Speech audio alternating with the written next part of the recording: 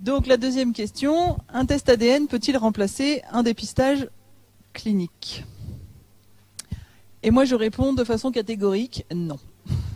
Parce que même dans le cas où on a affaire à une maladie simple, comme on vient de le voir par exemple pour l'ataxie cérébelleuse héréditaire, eh bien même dans ce cas-là, si on suspecte que son chien puisse être atteint de cette maladie, le test ADN seul ne suffit pas. Il faut vraiment un examen clinique complet de l'animal et on utilisera le test ADN vraiment comme une aide. Ça ne doit pas être un test qui se suffit à lui-même. Donc si on reprend cet exemple de l'ataxie cérébelleuse, imaginons qu'on ait un chien qui présente des troubles donc, de l'équilibre. Eh bien, on sait qu'il y a la forme héréditaire de la maladie qui est due à la mutation dans ce gène qui s'appelle ARSH, mais il y a plein d'autres raisons pour lesquelles un chien peut se mettre à présenter des troubles de l'équilibre à l'âge adulte. Par exemple, il peut être atteint d'une ataxie vestibulaire. S'il a une otite, une infection au niveau d'une oreille, il va se retrouver avec la tête penchée, il va avoir des troubles de l'équilibre, il va peut-être tourner en rond. C'est pas une ataxie cérébelleuse héréditaire forcément. Et puis, vous avez plein d'autres causes d'ataxie cérébelleuse non héréditaire. Le chien peut être atteint d'une tumeur au niveau de la boîte crânienne, une tumeur au niveau du cervelet, de l'encéphale, qui peut lui provoquer des troubles de l'équilibre. Et à ce moment-là, ça n'a rien à voir avec la maladie héréditaire. Donc, le passage chez le vétérinaire pour un diagnostic clinique complet est de toute façon indispensable. Et le vétérinaire, qu'est-ce qu'il fera? Il utilisera le test ADN dans sa démarche diagnostique. Par exemple, votre chien, il est donc adulte, il présente une ataxie cérébelleuse, donc qui n'est pas vestibulaire, il a écarté cette cause-là. Il peut, par exemple, proposer un examen comme un scanner. Et au niveau du scanner, s'il n'y a rien du tout, à ce moment-là, il n'y a pas de tumeur. Il y a encore d'autres causes possibles d'ataxie cérébelleuse. Mais là, à ce moment-là, plutôt que d'aller faire un IRM, qui est un examen extrêmement coûteux, on pourra d'abord, en première intention, faire le test ADN. Et puis si effectivement le test ADN revient malheureusement positif, le chien, à ce moment-là, va être déclaré atteint de la forme héréditaire. D'accord? Mais si le test ADN dit le chien ne porte pas de copie de la mutation, à ce moment-là, on va continuer les investigations et envisager des examens cliniques coûteux comme l'IRM. D'accord? Donc le test ADN, c'est vraiment un élément dans la démarche diagnostique pour le vétérinaire. Et vous, en tant qu'éleveur, vous allez l'utiliser pour plutôt le dépistage des reproducteurs. Donc c'est une démarche un petit peu différente, puisque a priori, vous avez des animaux qui sont indemnes, qui sont sains. D'accord? Mais à partir du moment où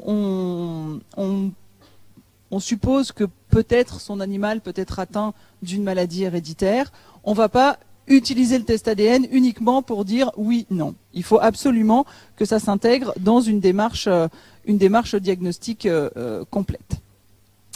Et si on reprend l'exemple de la myocardiopathie dilatée chez le Doberman, eh bien, la situation est tellement complexe, on l'a vu, 2 mutations identifiées chez les chiens américains, il n'y en a qu'une qui est publiée, mais il y a 2 tests ADN qui sont commercialisés. Et puis, on a vu que la première mutation, on est sûr qu'a priori, elle n'est pas responsable de myocardiopathie dilatée chez les chiens européens, parce que c'est sur un autre chromosome qu'on a identifié le gène qui serait en cause. Eh bien, là, le diagnostic et le dépistage clinique sont réellement indispensables.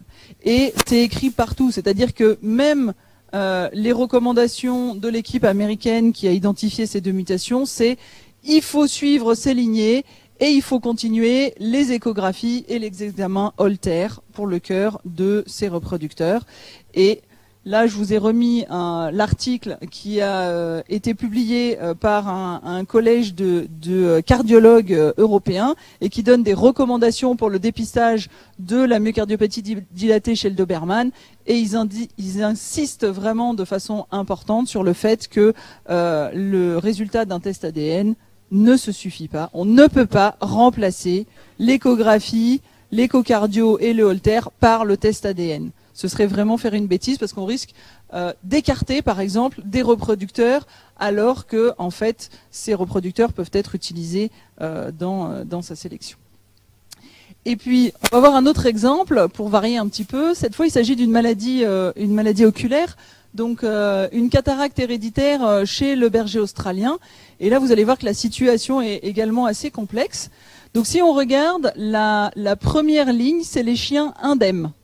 Et la deuxième ligne, c'est les chiens atteints de cataracte. Donc, ces chiens-là, ils ont été vus par un vétérinaire ophtalmologiste, donc spécialisé.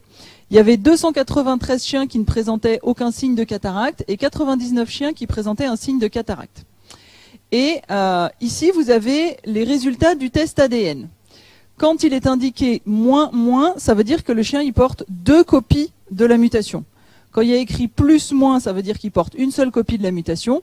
Et quand il y a indiqué plus, ça veut dire qu'il n'a aucune copie de la mutation.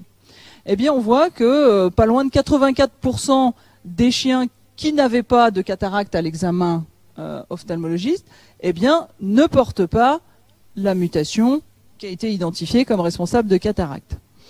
Mais si on regarde les chiens atteints, il y en a 31% qui ne portent pas la mutation. Donc là, clairement, la mutation qui a été identifiée, c'est pas une mutation qu'on pourrait appeler causale de cataracte. Cette mutation, c'est uniquement un facteur de risque, d'accord? Puisqu'on voit que, eh bien, parmi les chiens atteints, il y en avait 54% qui portaient une copie et 14% qui portaient 2 copies. Et c'était des pourcentages qui étaient quand même beaucoup plus faibles chez les chiens indemnes. Mais c'était pas 0. Donc là, on n'est pas à 100%, 0%. D'accord? Cette notion de corrélation entre le statut clinique et le statut génétique, elle est extrêmement importante. Donc les généticiens appellent ça la corrélation génotype-phénotype. Donc le génotype, c'est le statut génétique de l'animal et le phénotype, c'est son statut clinique. Eh bien, cette corrélation, là en l'occurrence pour la cataracte héréditaire, on voit qu'elle est très faible, puisque quand on porte la mutation, on peut être atteint ou on peut être indemne de cataracte. Donc cette corrélation entre le statut génétique et le statut clinique, quand elle n'est pas claire, eh bien, c'est parce qu'il peut y avoir ce que je vous ai indiqué de l'hétérogénéité génétique. Donc là, en l'occurrence, une ou plusieurs autres mutations qui seraient responsables de cataracte dans la race et qu'on n'a pas encore identifiées. Qu'il peut y avoir ce qu'on appelle des gènes modificateurs. Alors ça, c'est une notion un petit peu différente, c'est que vous avez une mutation principale qui cause la maladie, mais ailleurs, sur d'autres chromosomes, vous avez de nombreuses autres mutations qui vont soit aggraver les symptômes, soit au contraire améliorer les symptômes. Et du coup, vous avez des chiens qui sont à la limite, qui passent dans la catégorie atteint ou qui passent dans la catégorie indemne, selon... Ils ont tous la mutation, mais selon qu'ils ont des gènes modificateurs défavorables ou des gènes modificateurs favorables. Et puis, il y a bien sûr des facteurs environnementaux au sens large. Et bien sûr, le souci, et notre souci principal en génétique, c'est qu'en général, on a une combinaison de ces différents facteurs. Donc, on a vu qu'il ne fallait pas remplacer un test clinique par un test ADN, en tout cas, c'était extrêmement risqué. On a vu également qu'un test ADN ne permettait pas de dépister dans tous les cas une maladie, mais qu'un test ADN, ça dépiste une mutation et que c'est très fiable pour dépister une mutation, mais pas vraiment pour dépister une maladie. Ce qu'on peut retenir pour la combinaison de ces deux questions, c'est finalement que quand la corrélation entre le statut génétique et le statut clinique, elle est très forte, à ce moment-là, on peut appeler le test ADN qui repose sur la mutation un test de diagnostic ou de dépistage pour dépister les porteurs sains. D'accord ? Là, la corrélation entre statut clinique et statut génétique est forte. On l'a vu, c'est l'ataxie cérébelleuse. Le chien, il porte 2 copies de la mutation, il est atteint. D'accord ? Par contre, si cette corrélation entre le statut génétique et le statut clinique, elle est faible, à ce moment-là, il faut vraiment prendre plus de précautions dans l'interprétation du résultat du test ADN. C'est pas pour moi un test de diagnostic ou de dépistage, c'est juste un test de prédisposition.